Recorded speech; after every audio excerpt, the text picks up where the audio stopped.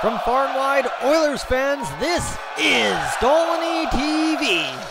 And welcome back to another Edmonton Oilers discussion here on Dolynny TV. I'm Tyson Dolynny, as I'm going to take you through this one. One of the most boneheaded complications to the Oilers season I have seen to date. So all of a sudden, TSN posts an article, right? Squandering McDavid's excellence is what I think the title of it was. I think it was by Travis Yost. I mentioned it in my video yesterday. However, now you've got to contrast and compare that to what's going on in Edmonton Oilers land. Right now, we're last count, I don't even want to look at the standings, but if I can pull them up quick enough, I will. Right now, the Oilers sit, as I believe, I will double check the standings just to make sure I'm not wrong. I want to make sure I get this one right for you guys because I know how much you'd love to jump down my throat on that one. However, right now, the Oilers, as I said, sit 6 points out of a playoff spot from my estimation. Minnesota's got 59. We've got 53. We're back in action tomorrow. Okay, fine and dandy. Everybody except for Vancouver plays today. Okay, so it could get messy. It could get fun. Fine, dandy, whatever. But to sit here and think that we can sit and tank this rest of the season is absolutely absurd and absolutely terrible. Come on, we got to sit here and realize if we're going to be the ones as Oilers fans, as NHL fans, everybody in the NHL is yelling it, and so are a lot of us as Oilers fans, that we're wasting Connor McDavid's greatness in a crap, terrible situation in Edmonton. Cap hell, goalie hell, defense hell, effort hell, coaching hell, management hell. Everything is a disaster according to 99% of the Oilers fans, as it seems this past week. Okay? So we're not in a pretty situation. We're chasing the playoffs really hard, but we're really out of it, and we've been playing really terrible of late. That's one thing.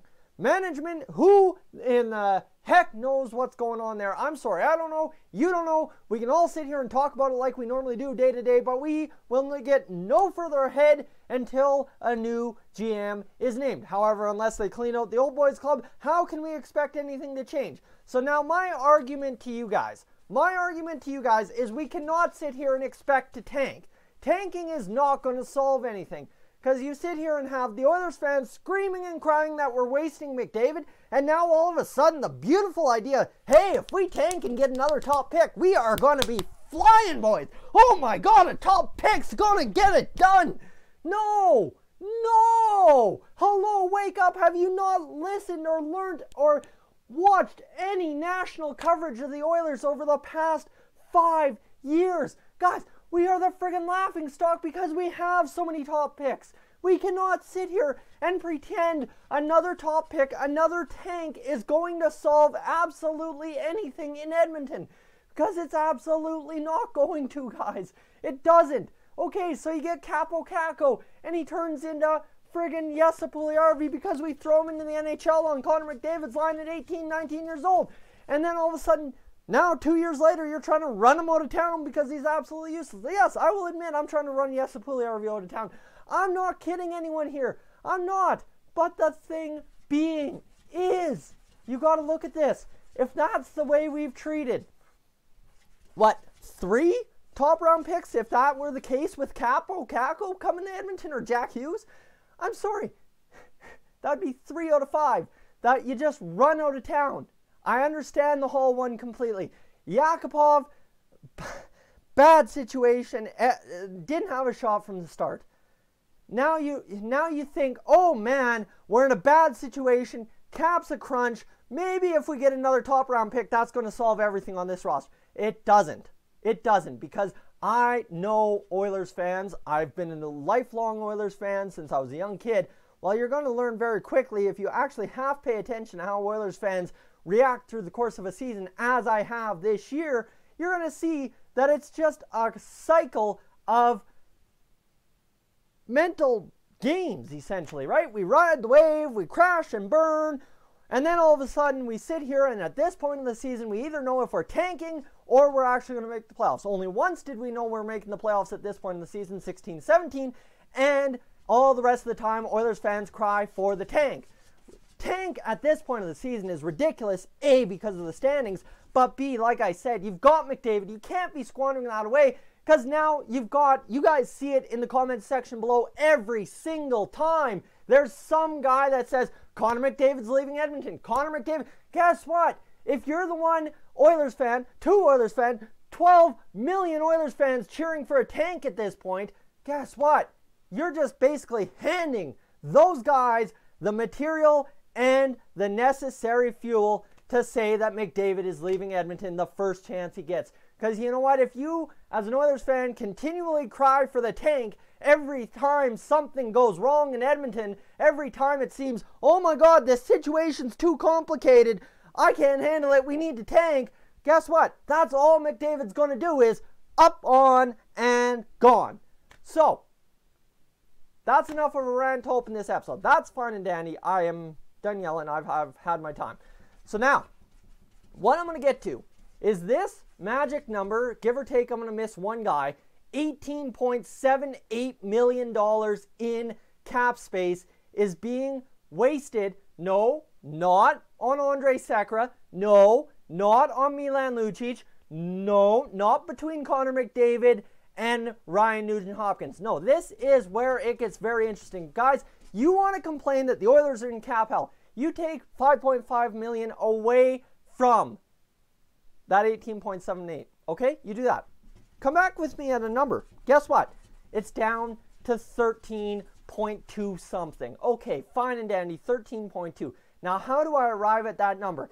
You add a Matt Benning, Alex Petrovic, Brandon Manning, who I've said are all expendable at the deadline. You get Keith Gretzky, the keys to the kingdom to just clear house at the trade deadline, but make it make sense to get something back.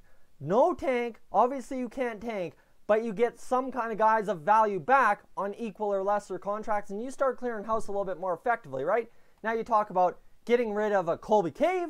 That's one. Guys sitting there 13th forward. We got guys on the farm that can do a better job than Colby Cave. I'm sorry. You clear house on a guy like Tobias Reeder, who has no goals in 50 some odd games or whatever, 45, because he was injured. That's a pretty no-brain dead cell contract. Okay, fine and dandy there. You're clearing contract. Okay. Now, who else do you go look at? A guy like Chris Russell.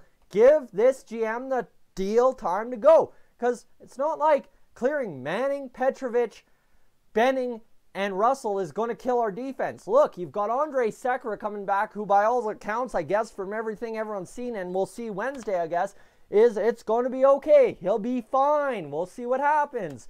It's Oilers land. You know what? Maybe instead of worrying about so much about dealing the Sekera contract, maybe we sit here and deal with him and deal these crap contracts to get out of the cap hell and avoid the tank, because if you go into cap hell and you keep the tank going, you're just rolling the same 9 balls you've been rolling for 10 years now. Doesn't solve anything, like I said.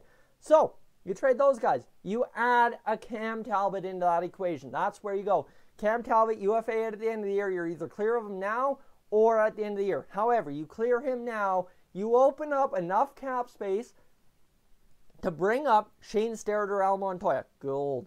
We got a backup. Good enough. I know, leave Bakersfield the way it is. I understand that argument, but you've got to do something to make sure this team stays competitive down the stretch, because you just mail McDavid a letter saying, we're not going to try the rest of the year. We just sold half your roster. Good luck. You're sending the wrong friggin' message. And if the Oilers fans are hoping for that and Oilers management are doing that, you are just out to lunch, like I said. So there's a lot of ways to clear space, right? $13.2 million. Can you not go out and buy a defenseman and a top 6 forward for $6.5 million each at the trade deadline with some of the assets we have? Yes, Puljujärvi, trade him away. There you go. You got something going, right? There's enough pieces and enough draft picks in our holsters that we can retool at the trade deadline. You don't have to tank. I'm not saying we're going to make the playoffs. I'm not saying the playoffs are guaranteed. But if you just give up for the sake of getting a top pick, you are just squandering away another season and continuing the absolute dark pity of despair that the Oilers and the Oilers franchise and the Oilers fan base have become. I'm sorry, I've invested way too much into this season to just say, oh, well, I'm fine with tanking. I don't care. It's a loss anyway. Because at that point, I might as well just stop doing videos because there's nothing left to say. We're going to lose. Oh, hey, tonight, we're pretty much going out there to lose 12-0. Oh, tonight, you know what? We're starting Stuart Skinner because we feel we need to lose this one. Oh, tonight against LA, you know what? Oh, it's a bowl for that first pick. You know what? We gotta ice our AHL team and hope 10 of them get injured so as LA can win that one for us. Right? No! Come on, guys. Come on. For that to possibly be an idea that Oilers fans can yell that we're wasting McDavid, yet yell that the tank needs to happen is just so mind-boggling, disturbing, and I don't have whatever the words are for it. I'm done. Sorry. I apologize. That's a lot. I'm not in a great place right now. We'll catch you tomorrow. Game preview, maybe a game stream, maybe a game breakdown. We'll get going. I'm Tyson. This is Dolynny TV. I will catch you guys in the next one.